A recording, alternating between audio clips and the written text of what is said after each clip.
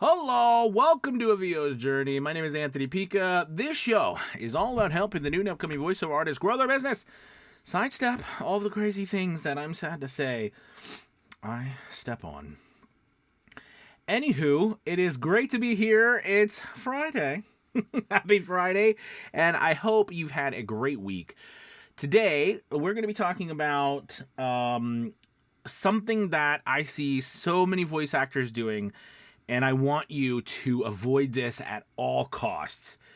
This is a mistake that I think causes so much heartache for all of us voice actors. So I'm going to share with you what that is and how to avoid it in this video. Okay. First off, before we get to that, make sure you hit that like and subscribe button, hit that notification bell. Also, make sure you check out the link below to A VO's Journey Elite Academy. We'd love to have you. We're offering 50% off the first month to give us a shot. If you're looking to start or grow your voiceover business and need a community, courses, live classes, and just a swell place to be, we're perfect. Try us out.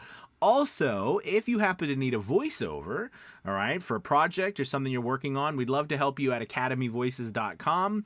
We've got a lot of voice actors there who are really good and can help you get that project completed. So check that out. All right, let's talk about this mistake that gives us all heartache. When I first started in voiceover, I knew nothing, like most of us. Especially about processing recorded audio. No idea. So I saw all kinds of videos and people pushing things. And so what I did is I had, at the time, when I first started, I had a $40 USB microphone, and I didn't even understand what the buttons on the microphone did. I just knew that when I clicked the button over, it made it louder, seem louder. One of the little knobs on the microphone was a blue snowball mic. You know, those they're actually round, and but it did have I think a 3.5 inch thread on it, so I was able to get a mic stand. And anyways, I saw someone talking about a DBX 286S, all right, and it's really great, especially for background noise, right? Because it had a one of the switches on it, okay, had a noise gate and noise gate levelers. So I was like, oh, this is so I got that, so I bought that, and so I had at the time I had a PreSonus audio box for my interface. I was using Adobe Audition, and I literally would record the audio. It would go through the DBX 286, and I had a part of it. I had noise gate on. I didn't quite understand what the compression. Well, at the time, I didn't even know what compression did, but I had that on. I had there is a booster on that as well, but it also has like a de-esser. So I had the de-esser on. I had all of the. And I was literally messing with I didn't even know, so I'm just turning knobs the best that I can. So there's that. Then when it went into, I didn't understand any of this. When it went into my DAW, then I was processing it again because I'd seen videos, right, of people processing audio on YouTube. So I was then processing the audio, doing more stuff. Doing more compression or EQ or cleanup word, adding another DS. I was doing so much so that when the product was done, when I went to deliver the voiceover, it sounded so processed. There was parts that were muffled. It sounded like it was a really bad rendition of a over compressed radio announcer spot from long ago. It was just horrific, and I for the life of me I couldn't understand why it did that. And it took me like 2 years, maybe a year and a half, 2 years. It's awful. It started changing a little bit when I bought a new microphone, because I bought a couple microphones, but then when I bought my Sennheiser 416, and I really started diving more into how can I get my sound right. You know what I mean? That I finally got away from this.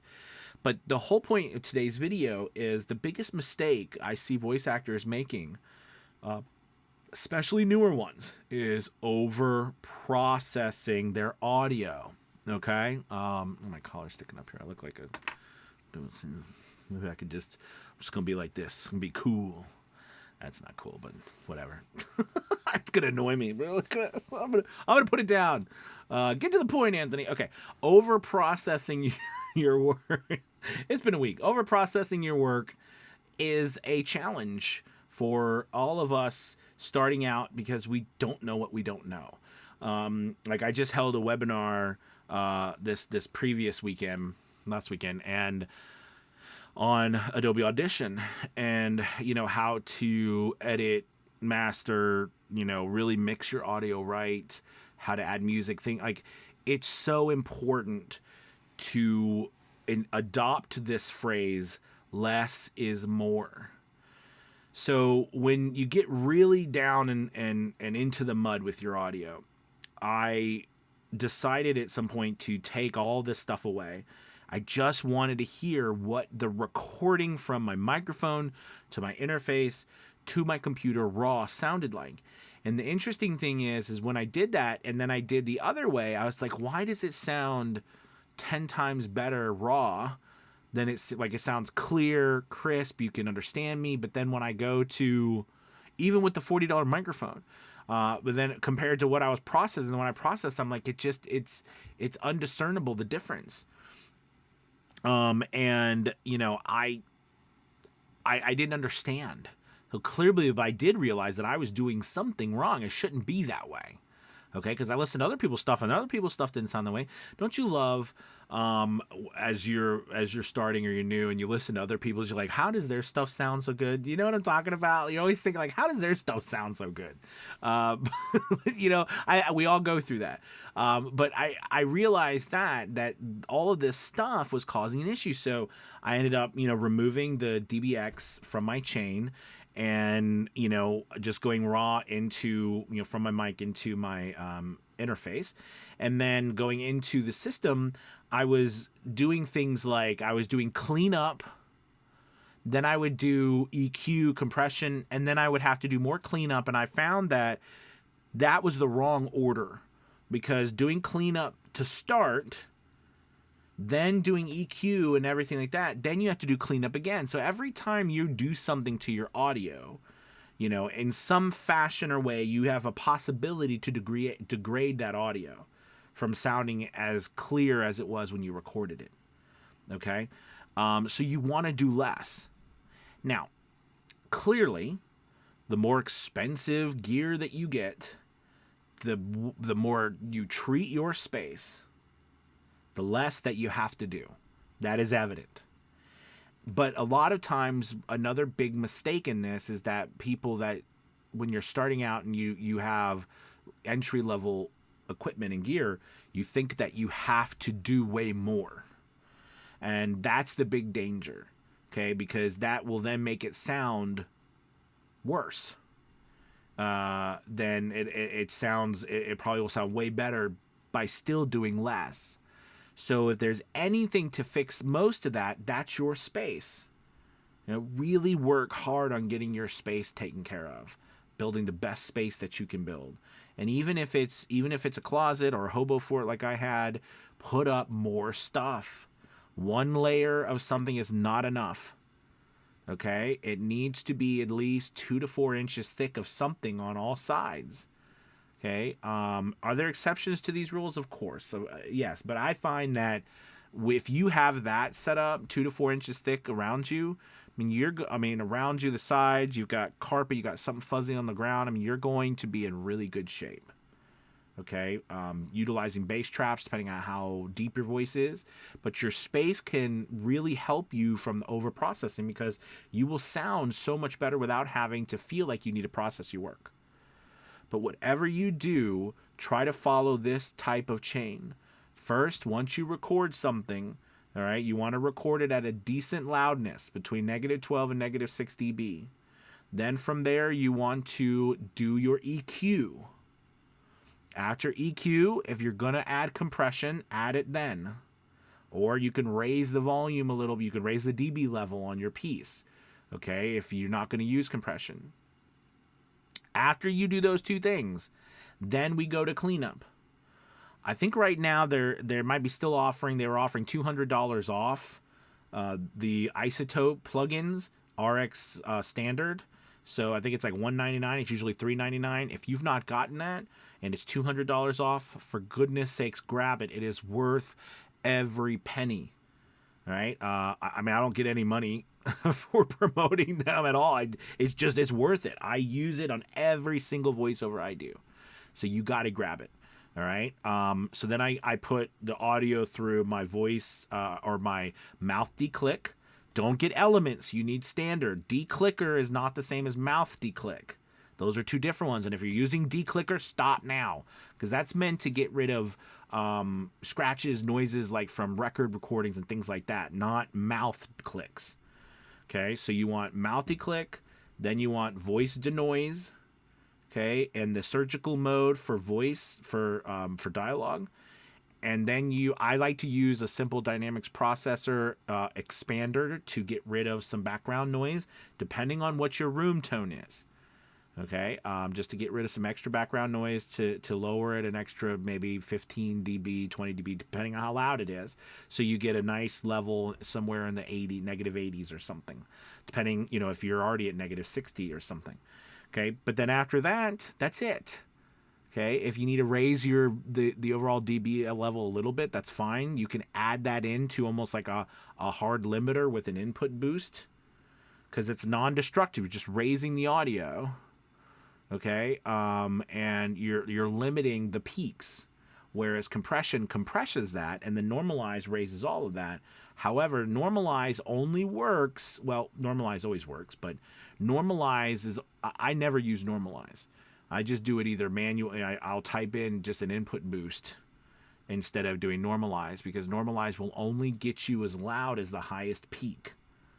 Okay, but anyways, that's it. The processing, right? EQ, compression, then your cleanup, mouth declick, voice denoise, and mouth click, voice denoise, dynamics processing, just with reducing some extra background noise, and that's it.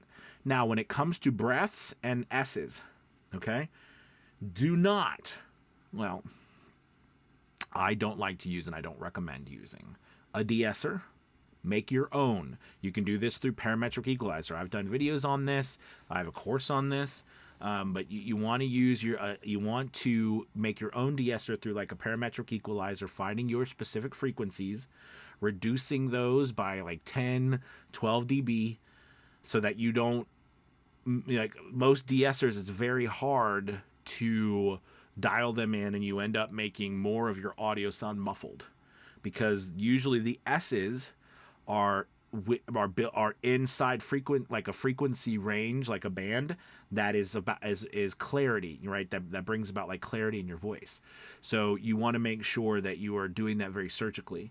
And then breaths, for 9 times out of 10, don't use a debreather. Do it manually. Work on breaths yourself, right? Because the best way to do it is work on yourself. How to do breaths, how to do better with breaths. And then you got to do it manually. I do my breaths manually. If it's long form narration, I've gotten to the point where I can just leave my breaths in. But that comes with time and practice. But you don't want over breaths. But if you're doing commercial short work, breaths are not, we don't keep breaths in. They're not a part of that. Okay, because there's music, there's things going on. We don't want the breaths there. But that's it. That's the processing. Okay, no more, no less. You don't need anything more than that. If you do more than that, it'll be over-processed, and it's going to just sound like you've done too much. Like, it just sounds like the audio is overdone. I know that I'm doing, the sharing this with you words, and I'm not showing you through like Adobe Audition, but I find that it's challenging because not everybody has Adobe Audition that I use. Some people use Studio One. Some people use Reaper. Some people use Audacity. Some people use Pro Tools. Some people use GarageBand. Some people use other stuff. I don't know if I didn't say what you're using. You're like, you didn't say what because we use so many different things. But the key is no matter what you use, I find that sequence, and this is my opinion, works the best that I've seen. And now, if you have something that's working, don't fix something that's not broken. But if you find that your audio you're struggling with your audio and you just need a reset, this will help a lot. All right, you guys, thank you so much for watching. I hope you have a wonderful rest of your Friday. Remember, again, check out the link below for VO's Journey Elite Academy and 50% off your first month. And if you do need a voiceover, we'd love to help you and with your project at academyvoices.com, where it's all human all the time. We don't do AI. All right, love you guys. Have a good one. Take it easy. Bye-bye.